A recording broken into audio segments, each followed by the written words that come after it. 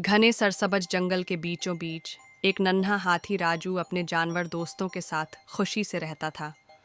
वह नरम दिल, खेलने का शौकीन और सबकी मदद करने वाला था। कभी खरगोशों को खाने के लिए दाने जमा करने में मदद देता, कभी बंदरों के साथ खेलता और कभी हिरनियों के साथ दरिया के किनारे पानी पीता। एक दिन बादशाह के महल से कुछ शाही लोग जंगल में आए। वह एक मजबूत हाथी तलाश कर रहे थे जो बादशाह की फौज में शामिल हो सके। जब उन्होंने राजू को देखा तो उसकी ताकत और जसामत देखकर उसे चुन लिया। जंगल के तमाम जानवर गमगीन थे, लेकिन अपने दोस्त पर फख्र भी महसूस कर रहे थे। हम तुम्हें बहुत याद करेंगे राजू, बंदर ने उदासी से कहा। हमें मत भूलना, तोते ने चहचहाते हुए कहा। मैं कभी तुम्हें नहीं भूलूंगा, राजू ने वादा किया और शाही लोगों के साथ चला गया। राजू जब अजीमो शान महल पहुंचा तो वहां उसका शाही इस्तेकबाल हुआ। उसे लजीज खाने, सोने के जेवरात और आरामदह बिस्तर दिया गया। जल्द ही उसे बादशाह की सवारी के लिए ट्रेनिंग दी गई और वह पूरे सल्तनत में मशहूर हो गया। लेकिन वक्त गुजरने के साथ राजू में गुरूर आ गया।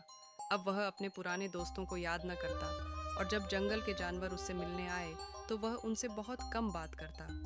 अब मैं इतना अहम हूँ कि जंगल के जानवरों के साथ खेलने का वक्त नहीं, उसने सोचा। फिर एक दिन बादशाह की फौज दुश्मन के खिलाफ जंग हार गई और दुश्मनों ने महल पर कब्जा कर लिया। नए बादशाह ने हुक्म दिया कि तमाम शाही हाथियों को जंजीरों में जकड़कर कैद कर दिया जाए। एक वक्त का मुअज्जिज राजू अब एक कैदी बन चुका था।